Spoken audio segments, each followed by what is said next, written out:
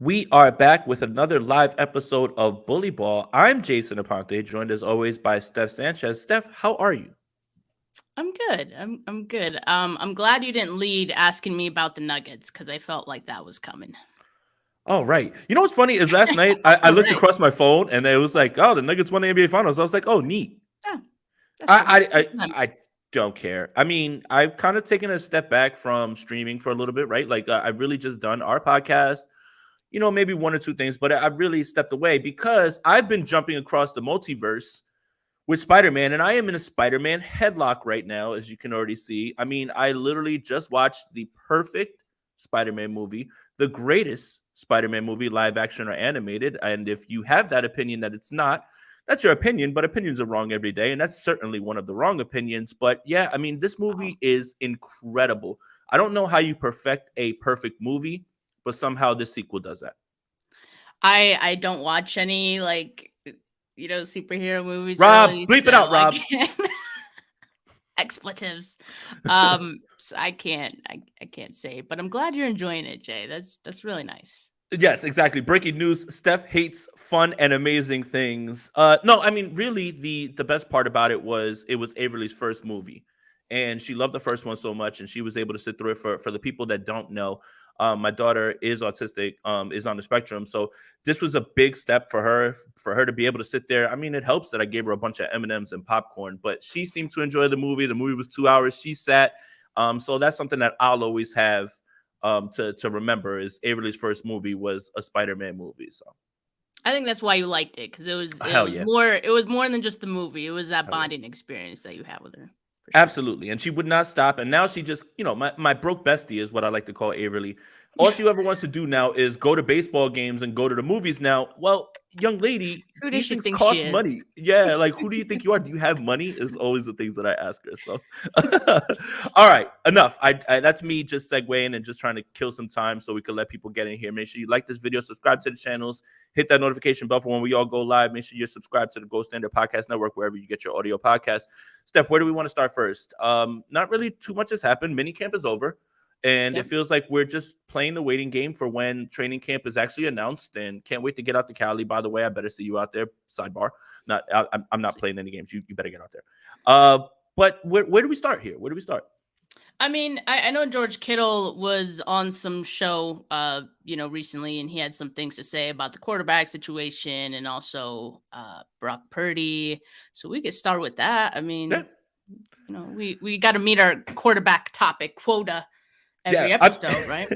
It's funny. We sent each other topics, and it said, "Oh man, we're good. We're not going to be talking about the quarterback." Wrong again. But no. Yeah. Look.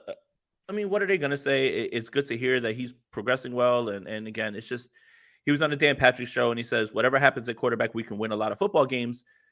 I think that that's very true. I think that's 100% true, just because his team is loaded. But again, to stop the arguments, to focus on so many of the great players that are on this team, Brock Purdy starting would go a long way in slowing that down. Wouldn't you agree?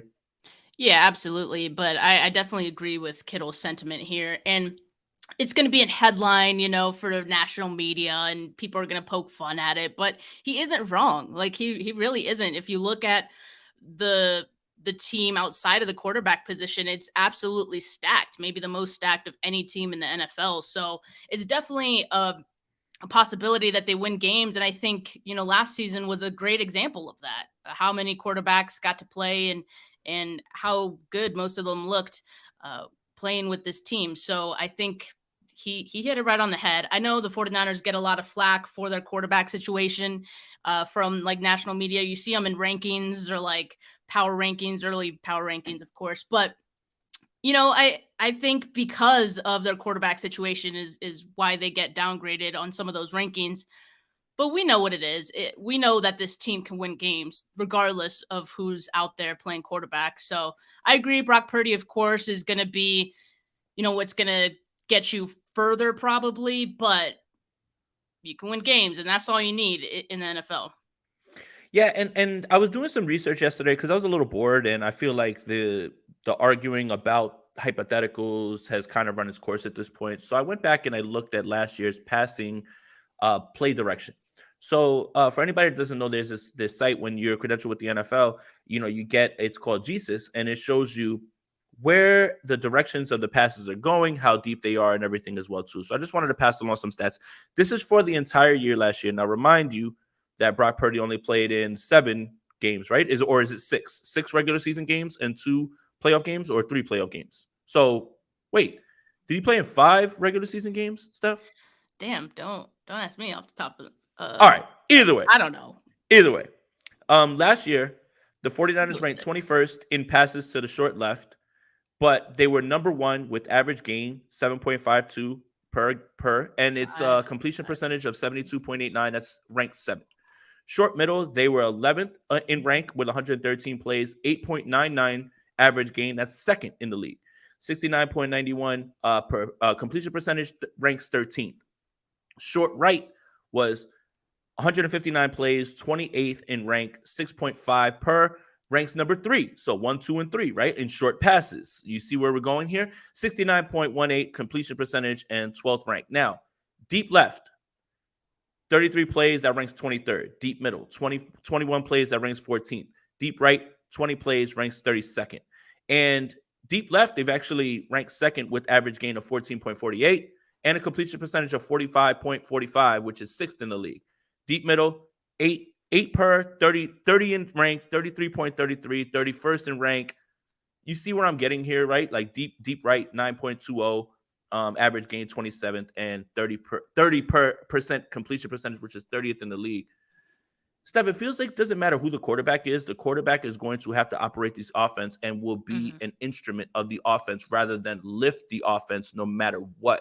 And that's kind of where I was going with this is no matter who the quarterback is, you will have to operate in Shanahan's offense and be a part of his offense as opposed to change anything. So I don't know why I'm doing this. I think it's more because I saw something that said something about like Brock Purdy is the same guy as Jimmy Garoppolo, something to that idea, something to that effect. And I don't think that that's necessarily way off, but it would be discounting how well Purdy played as well too, especially considering how many points they had. And I think you made a good point that they have to operate within Kyle Shanahan's offense and his scheme, which what Kyle Shanahan asks his quarterbacks to do is very, I would say, conservative, for lack of a better word. I mean, I think he lives in the middle of the field, right? The intermediate short throws. And so everyone goes blaming the quarterback for, not being a deep ball thrower, things like that. But really, it's just what Kyle Shanahan asked his quarterbacks to do. And the 49ers led the NFL in plays of 30-plus yards. Of course, that probably has a big thing to do with the yak and all these guys that can do things after the catch and after the run. But I literally just saw a stat before we got on live here. Deepest targets to wide receivers on early downs, 49ers ranked 32nd. And that's no surprise, again, because it's just like, it's the offense. It's not so much the quarterbacks. Yeah, maybe some of it is. But I think for the most part, it's the offense. You would have like a gunslinger on this offense, and Kyle Shanahan would have them doing the exact same thing as we saw Jimmy Garoppolo and Brock Purdy doing.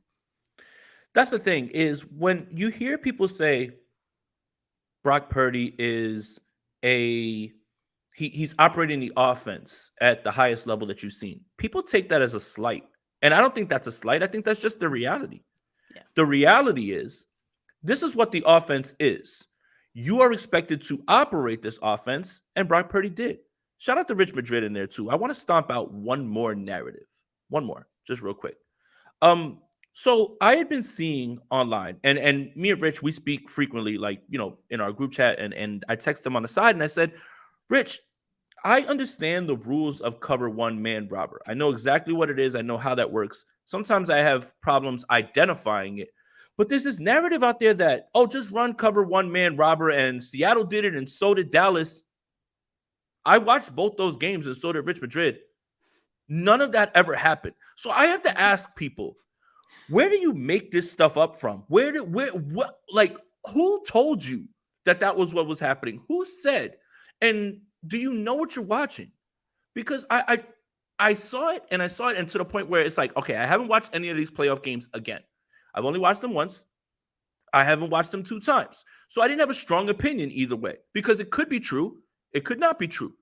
But when Rich dug into it, I looked into it. There is no cover one man robber. Like, who made this up? Who made it up? Identify yourself. And please, people, stop parroting whatever it is that you see someone say because you think it sounds smart.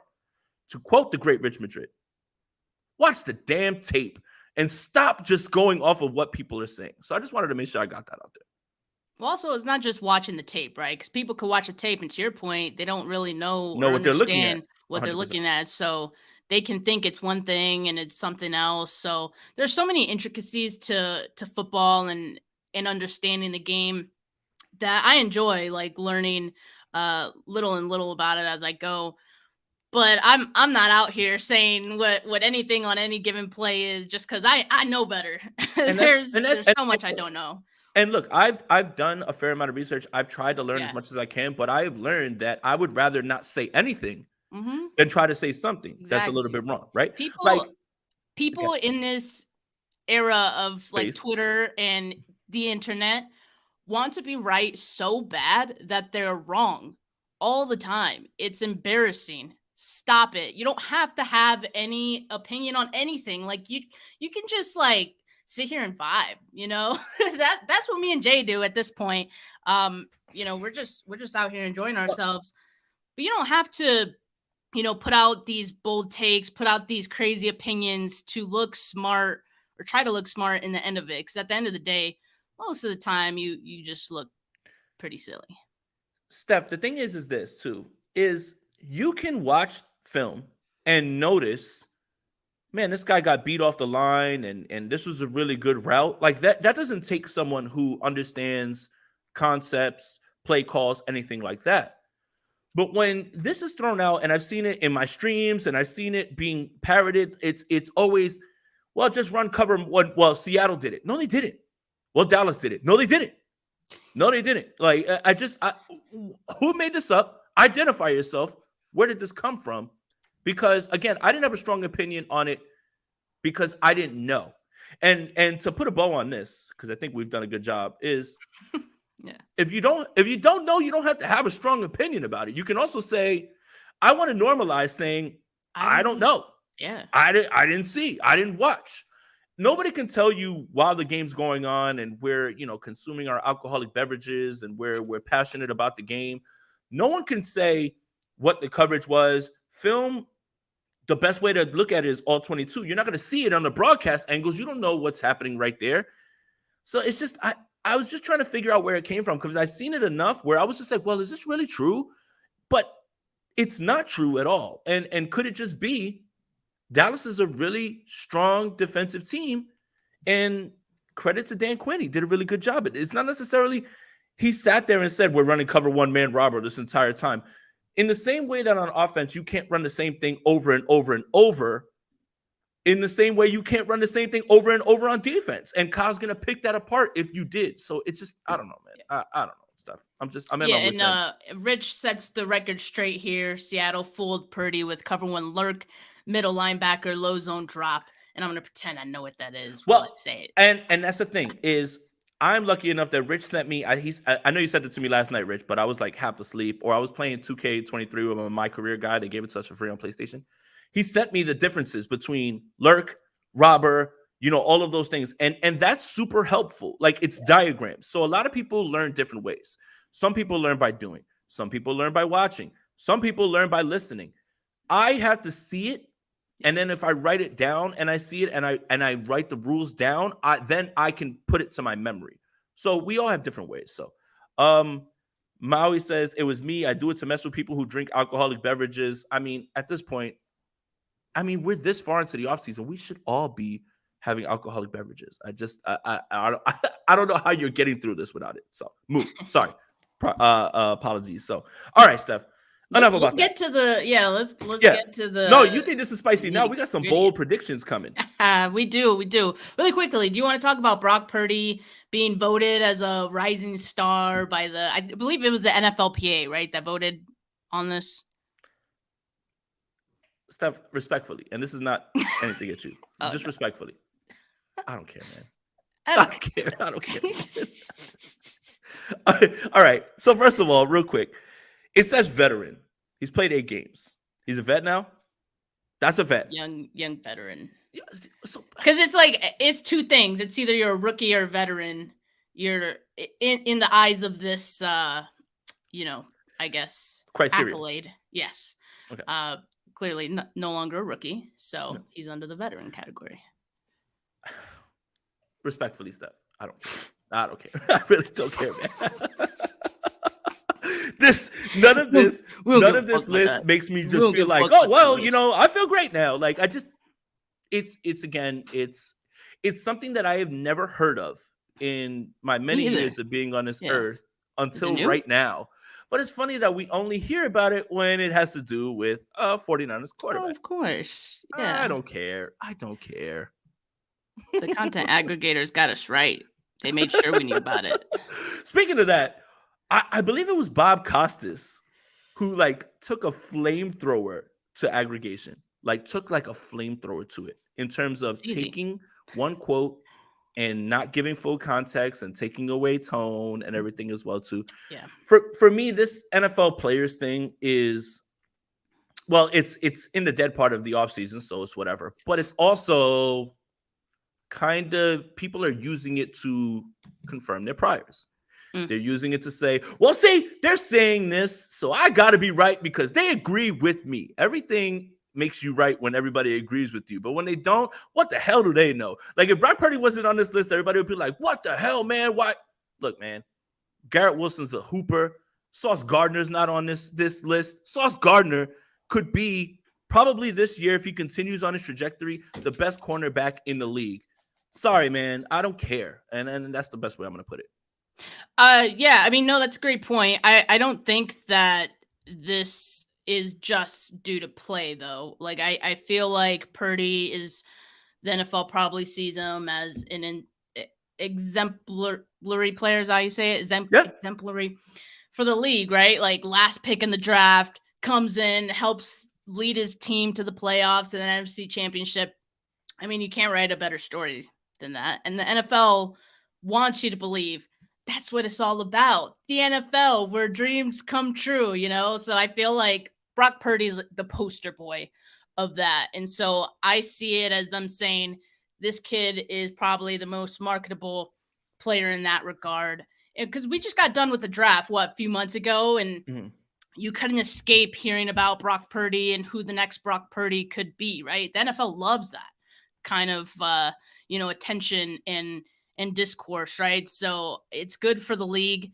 And I think Brock Purdy is good for the league, whatever that means in the future. I don't think it really, means anything for the team, but, clearly they like him. I could see why. But Jay, let's move on to the bold predictions that we have, because after all, that is the title of this video, right? So let's get to it. We reached our quota. We maxed out on the quarterback conversation. 18 minutes is not bad. Actually, consider it 16 minutes because I started 2 minutes gushing over Spider-Man. So so 15, 16 minutes. I think this might be the record for any 49ers podcast that is not discussing the quarterback. So I think we're great. So let's start with some bold predictions for training camp, because that's happening in a little over a month's time. So do you have any bold predictions for what we can see happening out there? I do. I have one really big one. Jair Brown is going to take over Tashaun Gibson's spot. That's bold. You've been saying that for a minute now. So I mean, look. After I had a chance to speak with him, he told me they want me to be on the field. There will be 3 safety sets. And then the Athletic comes out. Well, we'll see more 3 safety sets. Hi, guys. We know how that goes. Hi, guys. Me. Also, if Jair Brown said that, though, it's because the team probably told them that's how we're going to ease you in. 100%. That didn't come from anywhere. But when you listen to what Brandon Ayuk said about him being a ball hawk and everything as well, too, I mean, Tashaun Gibson's 1-year deal doesn't necessarily lend you to say, oh, my God, he has to play because of his contract. He could be veteran depth, and he could be a guy who they can run all three of them on the field. They can have Hufanga and him be ball hawks in the middle and have Gibson in center field. I believe that it's going to get to a point in the same way that you saw Hufanga getting onto the field more and more while Tart was healthy, is you can't keep a player off of the field who is going to make plays. So I think Tig is going to take Gibson's spot. That's going to be mine. I like that one. And you think that's going to happen as early as training camp, As right? early as training camp. Okay. I think we start to see it little by little. I think you're going to see, remember, like anybody who's ever been to training camp, you see the first team and they go through their walkthrough. So that's when when we start tweeting out, okay, this person was here for walkthrough. That's your first team. So on certain days, Nick Bosa will be off on the side. That doesn't mean he's being replaced. He's just not doing anything that day. It'll be Bosa and the line. And then we look around and then remember, it was Emmanuel Mosley who was injured last year, and Dante Johnson would be out there one day and another guy would be out there another day. So I do think that in the beginning, you're going to see Tashaun Gibson be in that role like that you see for walkthroughs. But when you start to see the plays being made and Tig playing so fast and if he continues to take the ball away, Steve Wilks spoke pretty long about how much he is involved with the secondary in his latest press conference, and how much this was the thing that I really took away from it. He said last season they gave up too many explosive plays. I want to limit that, and that's what D'Amico. And D'Amico was a baller. Mm-hmm. Like I think we're all like sad to see D'Amico go, but he understands we want to limit those plays. But also they want to be able to keep the turnovers going, and that's what Tig brings to them. And I think that's exactly what they identified with him.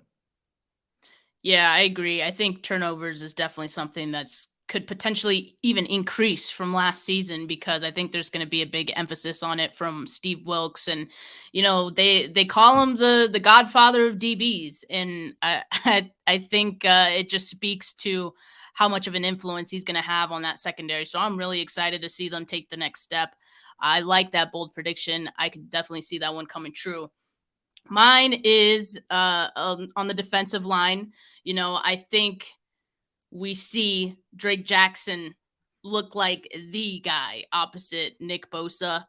It's going to be more than, all we've heard thus far is, he looks bigger, all these things. We haven't really seen it, with pads on. I think once the pads comes on, it's going to be a wrap. I don't think, we've been talking so much about the 49ers potentially looking at free agent edge rushers, and there's so many, good guys still available, two of which have signed to other teams somewhat recently.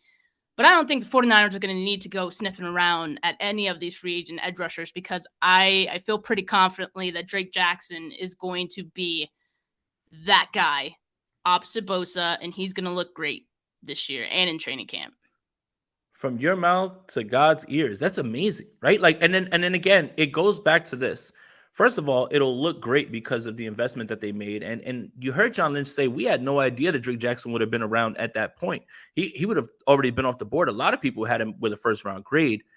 But then that money that's there, and the more money that'll be there after Bosa is extended, I mean, that just opens up limitless possibilities during the season of in case there's an injury, you can bring in a player you can absorb their contract for 1 year and go forward.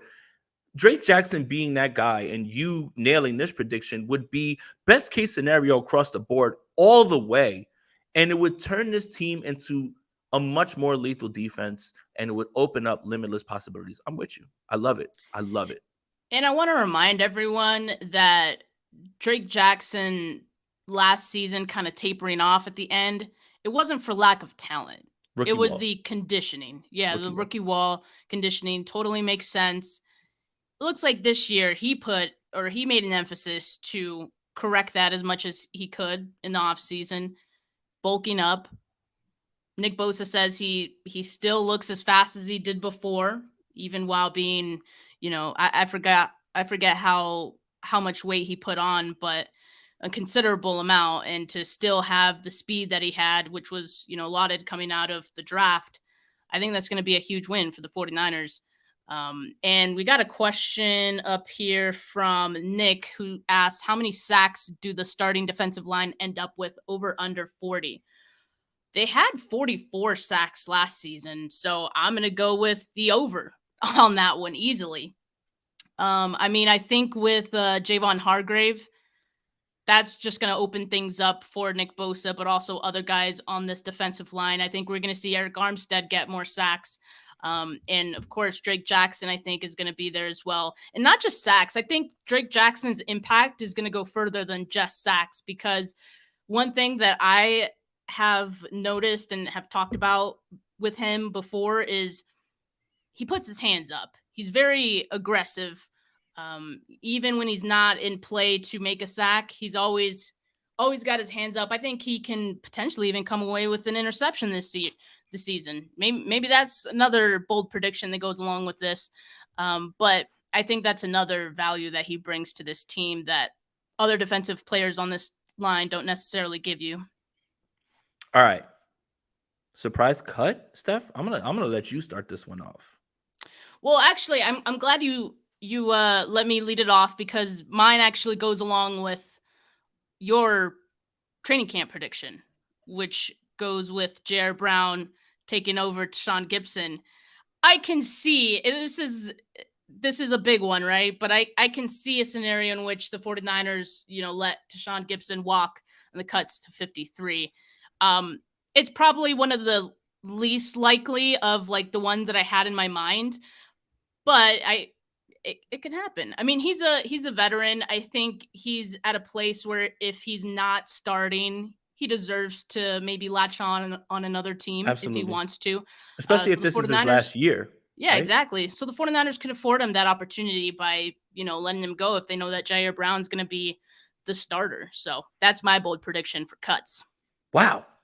You know what? I like it. It lines up with my propaganda. It lines up with my agenda. I am going to go. So when someone agrees with something I say, look at me, I'm so smart, right? Like that's, am I doing this right? Is that, 49ers Twitter? Like that's how they do it, right? Oh, this guy agrees with me, so I'm smart. I told you. No. I do think that that's possible. I mean, you just looked at what the Patriots just did with James Robinson. They signed him to a 2-year, $4 million deal. And you would say, well, why would you cut him? It really doesn't cost you anything if he doesn't make the team before training camp or anything like that. So I really, really, really think that this is something that could happen. I feel like my surprise cut isn't a surprise. I don't think that it's a surprise at all. And it's going to be Ambry Thomas. I don't think it's a surprise though. I really feel like I'm taking the safe route here in this way. Every single corner that is there plays more than him, gets rave reviews. Last year, even when the 49ers were down to whatever corner, when guys would get injured, he just would not see the field. It stinks because it's a 3rd-round pick. I almost fixed my mouth to say TDP.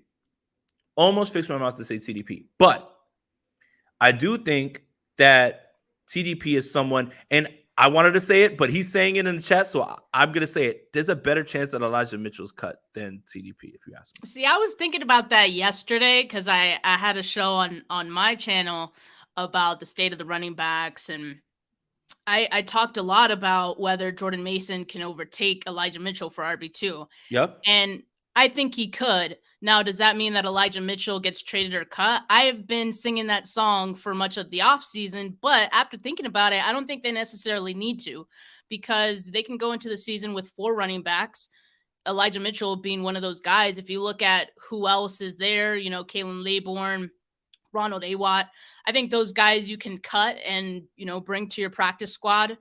I don't necessarily see any of those guys making the 53, right? So unless they have a Jordan Mason type of, training camp, but right now I don't see that. So I think they can keep 4 of those guys, but I would prefer Elijah Mitchell. I think at this point with all the injuries and, concerns about reliability, just going down to RB3. And maybe if you want to have like a 3-headed rushing attack, go back to a committee of some sort, sure. But I don't think they necessarily need to cut or trade him. Maybe somewhere down the line in the season, they could look at it or revisit it. I think Laborn is this year's Jordan Mason. Could be. And one of my biggest clues to the whole idea of, or it kind of alerted me to it, was when Anthony Lynn spoke about the running backs. And he spoke about we can't have any sort of change in the offense when McCaffrey's on the sideline, meaning we're going to throw the ball to the running backs. And he said Jordan Mason, and he said everybody but Elijah Mitchell.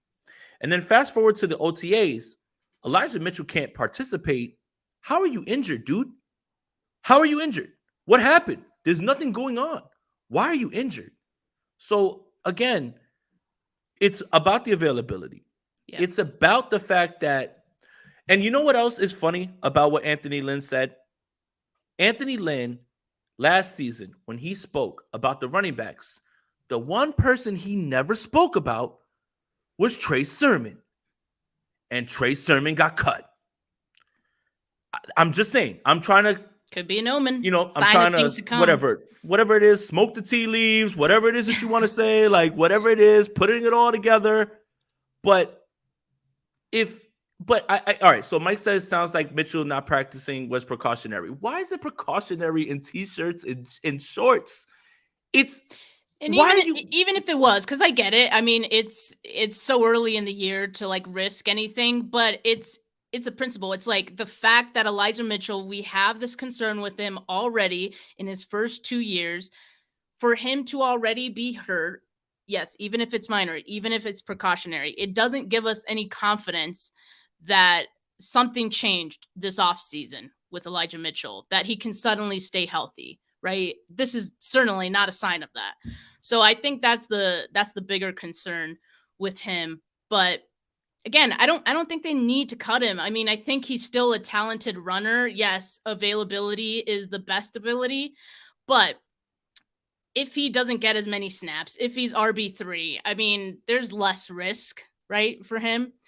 But I get it. I wouldn't be surprised either, I guess, if he did get cut or traded. I think there could be potentially a trade market for him, and maybe that's why they want to keep, him somewhat healthy or but what do you get for Elijah Mitchell? What do you get for Elijah Mitchell? For an oft-injured running back? He was a 6th round pick. I think you got in the 6th round. So would you get? You would just take a 6 back and just get your money back? Yes. Yes. Why not? You got 2 years out of him.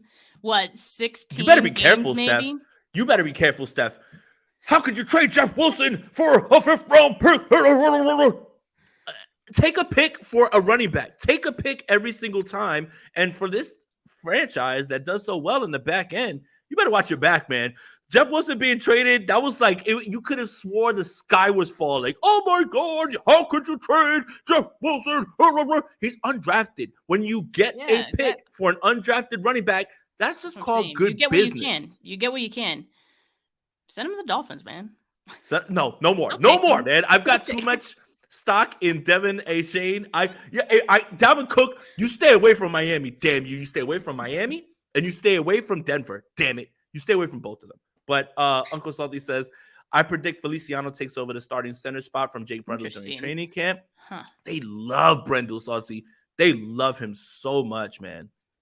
They love him so much. Like, and you have to remember the Forrester connection.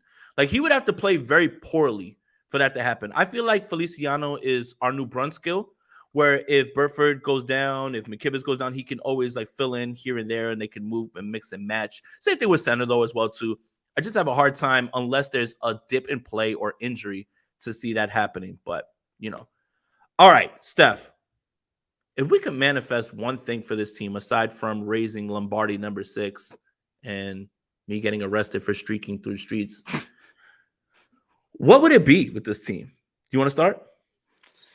I feel like I'm going to go with like the low-hanging fruit here. What's that? You might have the same answer. Health for this freaking team. No, I don't have that one. Okay, good. I was afraid. Yeah. But for me, it's health. And I was going to say for one particular player, I was going to say for Christian McCaffrey, because I think based on what we saw last season, I think he unlocks the offense. And I have a bold prediction for the season that has to do with Christian McCaffrey, and we'll get to that in a bit. Oh, man. But I decided to just make it for the team. Like, if I can manifest anything, why not just, go for the whole team? So health for the entire team, because I think it's the biggest thing that has kind of stood in the way these last few years that they've been going at this thing, trying to get a Super Bowl. I mean, Jimmy Garoppolo injuries and Brock Purdy, and then we talked about all the injuries with running backs that they've had. George Kittle, you name it. There's been so many issues. There have been so many times where the season has stalled due to injuries. I think in the postseason as well, there's been a fair share where that has impacted the outcome. So I'm going to say health for this team. That's an easy one, in my opinion. By the way, the Jeff Wilson trade got us Darrell Luter. Thank you for that, Rob. I think that even though we haven't seen him play, I think that's a win-win, especially when you consider what Jordan Mason did. Okay. Here's what I'm going to manifest, Steph, because my head hurts. I'm tired. I'm exhausted. And this has nothing to do with being a father who is a father of a toddler who never sleeps. I'm going to manifest that this is the year the 49ers have a franchise quarterback and not a starter. Like that. Let me tell you what I mean between starter and franchise quarterback. Like the Buffalo Bills have a guy. That's their guy. Doesn't matter, right? There's no competition. Doesn't matter nobody knows the backup quarterback's name of the Buffalo Bills. Do you know the backup quarterback's name in Kansas City? Do you know the backup quarterback's name? Oh, I do. CJ Beathard in Jacksonville. It's time. Yeah. It's time.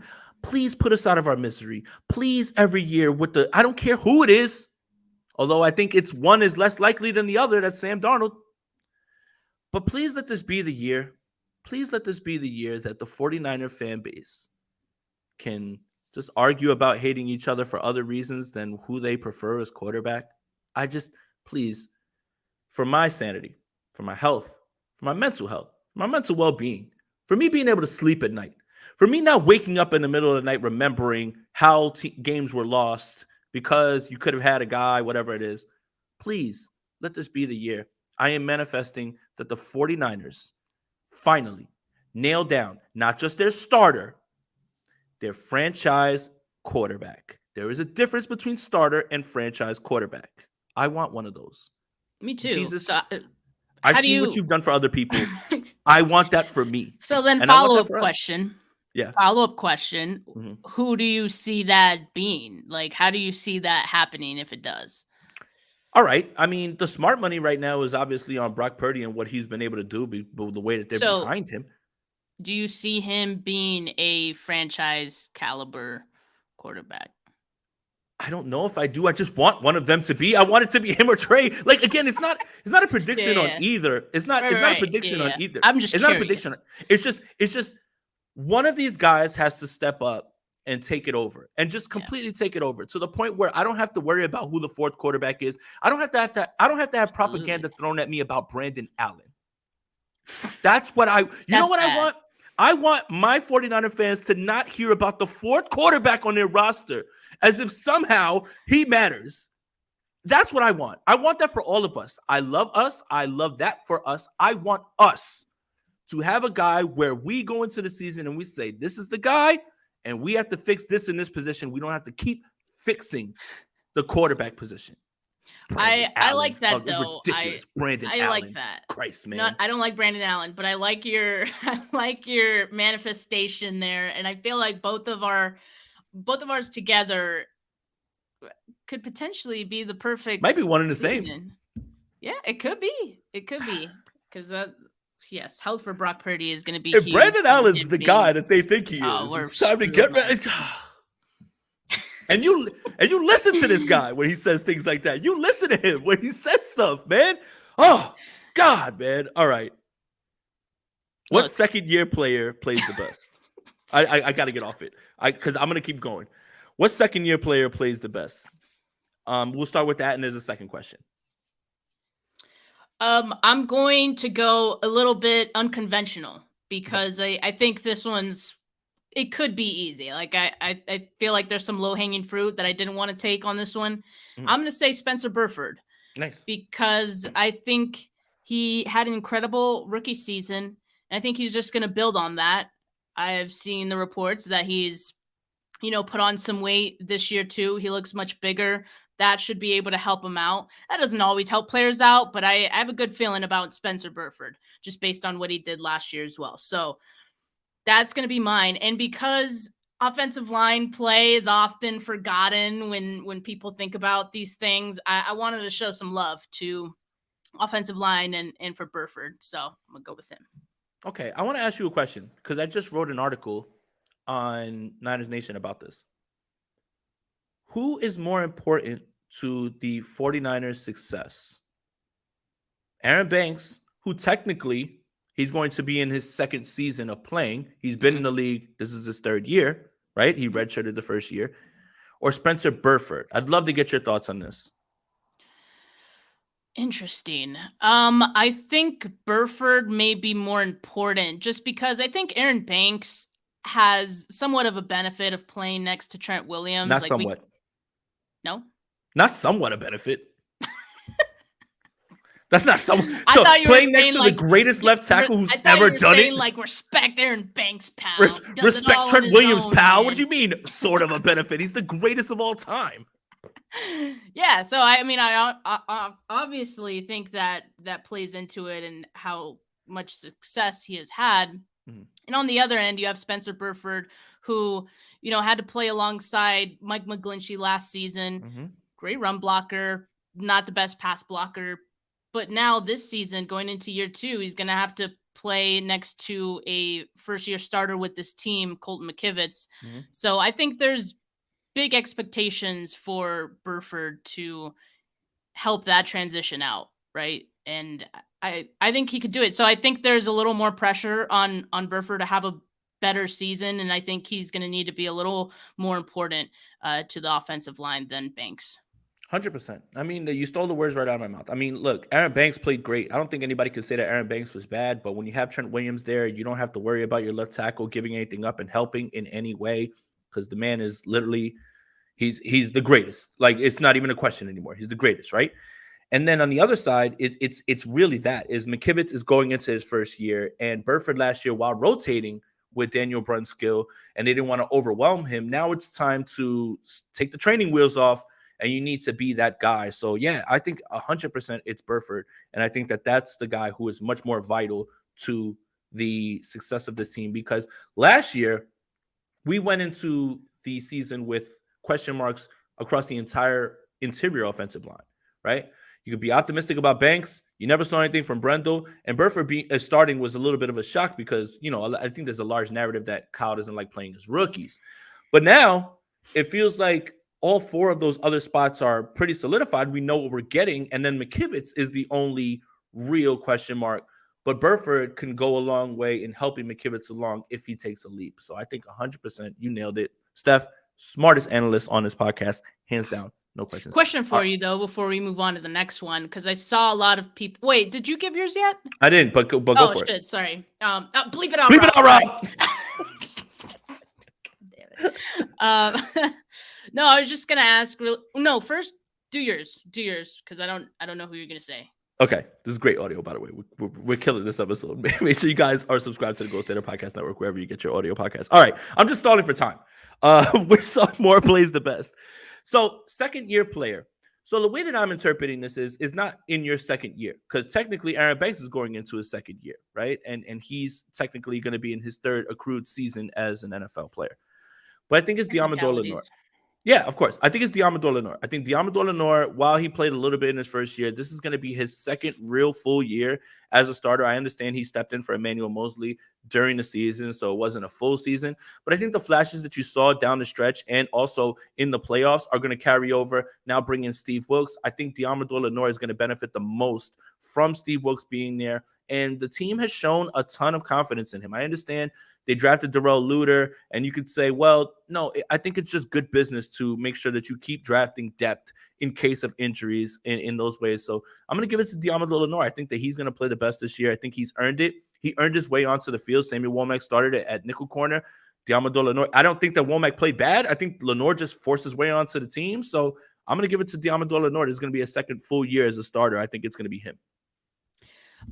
Yeah, that's a good one. I think, yes, the team did have confidence in him, but I think his confidence grew too as the season went on. And I think that was a difference between what we saw maybe when he first got out there as the outside corner versus what we saw in the playoffs, right? He was playing with confidence. He knew it was that guy. And seeing some of the quotes that he's had this offseason talking about, you know, what he hopes to accomplish this year, you can tell he still has that confidence, right? And he wants to make a leap. He wants to be one of the the best in the game this season. Now, I don't know if he's going to do that, but if he has aspirations to do that and he even gets close to it, the 49ers and the secondary is going to be in a really great spot. But I want to ask you about the other guy you mentioned, because as soon as this question came up of, who's the second year player that plays the best, Samuel Womack, all in the comments. And I'm curious what you think about Samuel Womack. I have thoughts, but before I share, what do you think about that prediction from others? I mean, he was a nickel corner. He was forced outside in the Atlanta game. Didn't go so well. He allowed Kyle Pitts' only touchdown in America. Every other touchdown he's ever had has been in London. That's not, it's not me making that up. I have less and less confidence in him when you hear Steve Wilks say we brought in the best available nickel cornerback, Isaiah Oliver. It just screams to me that he's depth at this point.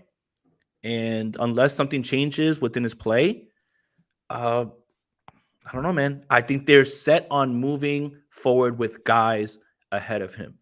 You don't say, Steve Wilks, we brought in the best nickel corner that there is if you had all that confidence in Samuel Womack. So I do want to give him credit, because when he lost his job to Lenore, he didn't put his head down. He went right on special teams and he hooped. Yeah. So it's important to contribute to this team one way or another.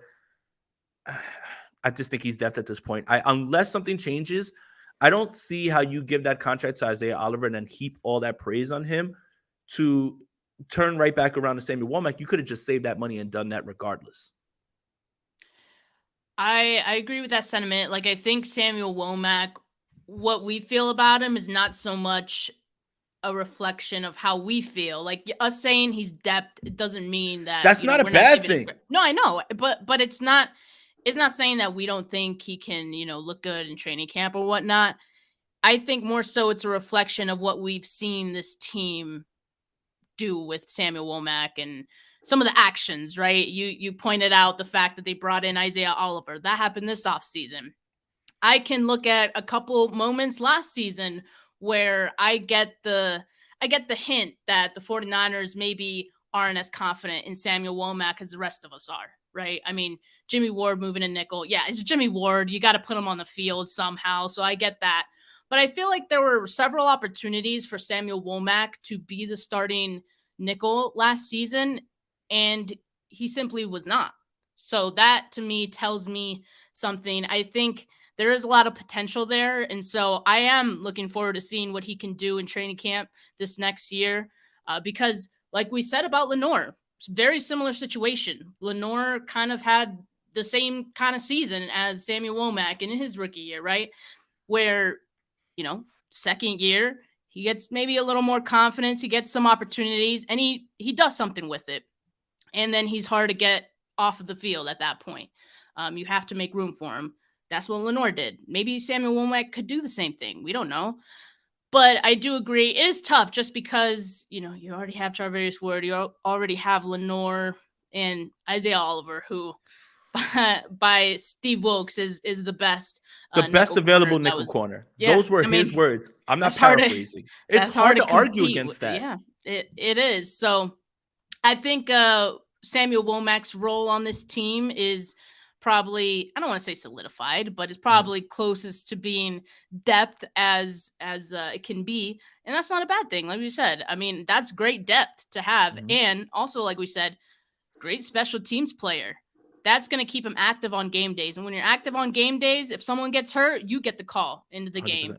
That's how opportunities happen. That's how you can become the starter, right? So I do like the, all the convicted people in the comments about Samuel Womack.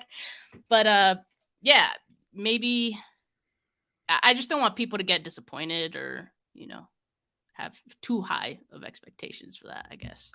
Okay. Who's the rookie? I mean, you know my answer. Who's the rookie who's about to hoop? Oh, the rookie. The rookie. Who's the rookie that's about to hoop this year? You know my answer. Jair Brown. Tig. Yeah. Tig. That's it. I got him stealing to Sean Gibson's job. It's got to be Tig, right? Yeah, for sure. I would say the same thing, but just to not overlap on the answer. Let me see. I'm gonna say Braden Willis, man. Like that's I've been riding the Braden Willis hype train for even before the draft, right? So, or sorry, yeah, before the draft. So I'm gonna go Braden Willis. I'm gonna put all my chips into that one. I think there's potential there. I like it. I like it 100%. And I mean, again, I think if we flip the picks between him and Cameron, we would feel a little bit better about them, but it doesn't matter where they're drafted as long as they get, you know, as long as they get their chance. So, okay. Bold prediction for the season. This one, it feels like the easy bold prediction is number 6 is coming home to 49-49 Eddie DeBartolo Way in Santa Clara. Is that the easy one? It's the easy one because no 49er fan will fault you for that, right? Because if you throw it out there, they're like, oh, like, let's go. And then if they don't, they'll be like, well, whatever, man. This and this and this happened, and this is why it couldn't happen. But bold prediction for 2023 season, I'll say it. And I don't even think this is really bold. You know what? I'm not going to say it. I'm going to let you. I'm going to stall for time. I'm going to stall for time and think of another one because it's too easy. I'm going to stall for time and think of it because I wanted to say it's going to be Brandon Ayuk leads this team in receiving again and be the first since Anquan Bolden to do that in back-to-back seasons. But it feels no, that's not bold though. It's too easy. It's too easy. That's not bold. Okay. What's bold is me saying that Tashaun Gibson's going to lose his spot. That's bold. This isn't bold. That's not bold. That seems like a prerequisite. I think if you talk to anybody, they believe that that's exactly what's going to happen, especially when you consider contract year. And if Brock Purdy plays the whole year, I think that that's something that you're easily going to see. So I'm going to let you go, and then I'll think of another one. Sure. I teased mine earlier. It has to do with Christian McCaffrey. I don't know if necessarily anything having to do with Christian McCaffrey is exactly bold either. But I'm just going to say it. I think Christian McCaffrey is your 2023 Offensive Player of the Year. Ooh, I mean, like it. And that's easy money. If you look at what he did last season in his 11 games with the 49ers, bearing health, of course, as always. If you put those numbers to a 16-game season, it would be, I think, hard to argue that any other player would be deserving of OPOY. And that's even before seeing what other players do, right? I feel that strongly about Christian McCaffrey just having that big of a year.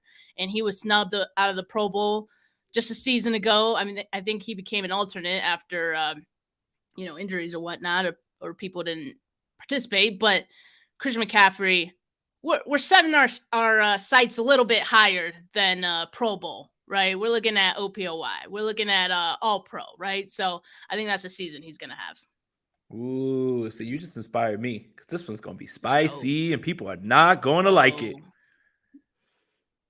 There will be a defensive tackle on this team that will be an All Pro this year.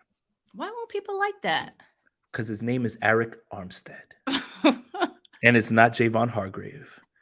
Eric Armstead will be a first-team All-Pro player.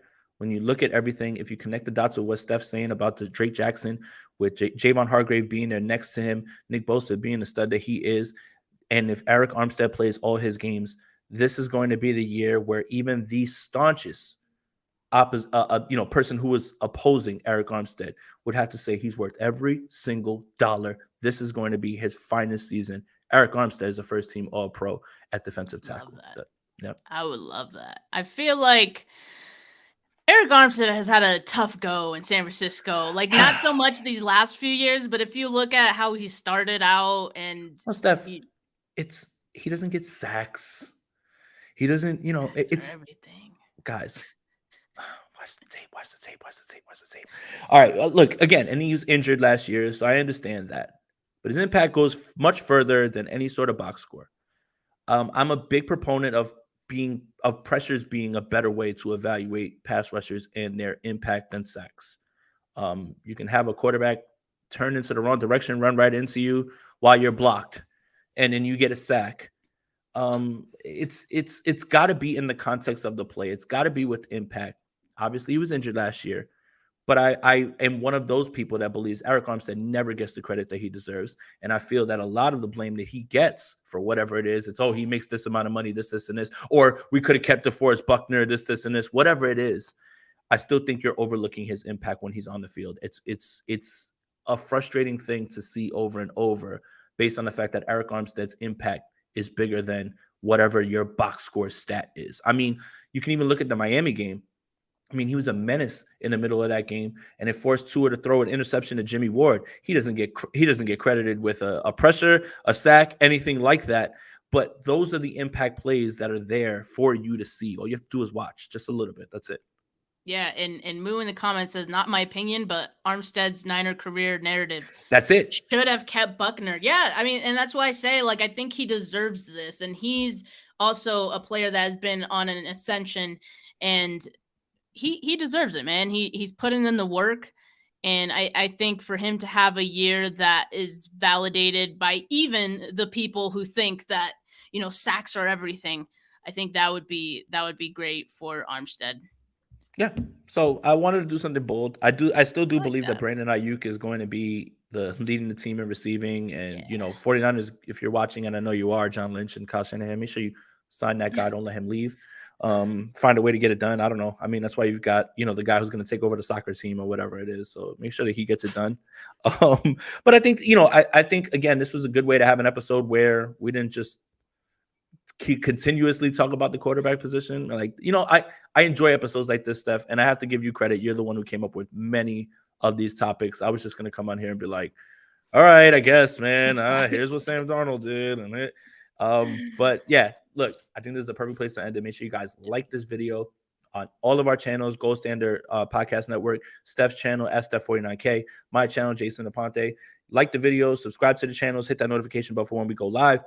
Make sure you guys are subscribed to Gold Standard Podcast Network wherever you get your audio podcasts. Go to goldstandardniners.com, right? Is that the website where Rob is writing the articles as well too? So that's up as well too, and you can find us on Instagram at GSN49ers. So for Steph, for Jay, we're out of here. Peace.